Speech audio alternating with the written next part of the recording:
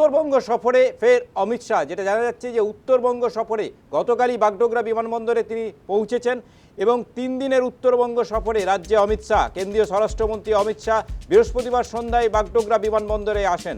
বিমানবন্দরে স্বাগত জানান মুখ্যমন্ত্রী শুভেন্দু অধিকারী। বঙ্গ সফরে একাধিক কর্মসূচি কেন্দ্রীয় স্বরাষ্ট্রমন্ত্রীর।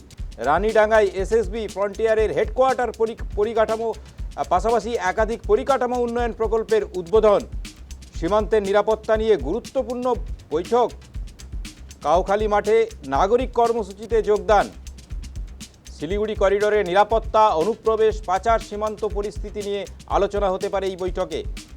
শনিবারও একাধিক কর্মসূচি রয়েছে, গুরুত্বপূর্ণ বৈঠক রয়েছে কেন্দ্রীয় স্বরাষ্ট্রমন্ত্রীর। জেলা ও প্রশাসনিক আধিকারিকদের সঙ্গে বৈঠক করবেন তিনি।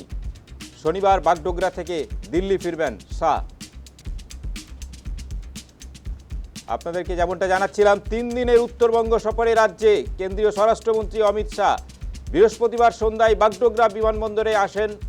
বিমানবন্দরে অমিত শাহকে স্বাগত জানান মুখ্যমন্ত্রী শুভেন্দু অধিকারী। বঙ্গ সফরে একাধিক কর্মসূচি কেন্দ্রীয় স্বরাষ্ট্রমন্ত্রীর। রানীডাঙ্গায় এসএসবি ফ্রন্টিয়ার হেডকোয়ার্টারের পরিকাঠামো, একাধিক পরিকাঠামো উন্নয়ন প্রকল্পের উদ্বোধন। সীমান্তে নিরাপত্তা নিয়ে গুরুত্বপূর্ণ পর্যালোচনা বৈঠক। কাউখালী মাঠে নাগরিক কর্মসূচিতে যোগ দেবেন স্বরাষ্ট্রমন্ত্রী।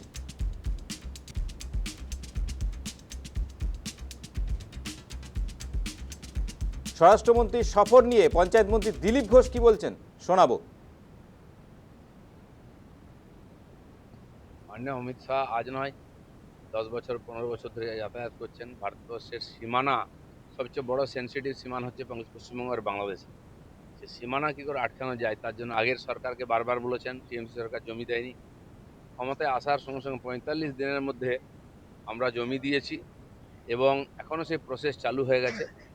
252 কিলোমিটার বেড়া দেওয়া হয়ে গেছে, প্রায় জমি পেয়ে গেছে, কাজ শুরু হয়ে গেছে। এখনও 50 কিলোমিটার খোলা জায়গা আছে, যেটা আমরা জমির খুঁজছি, প্রসেস করছি।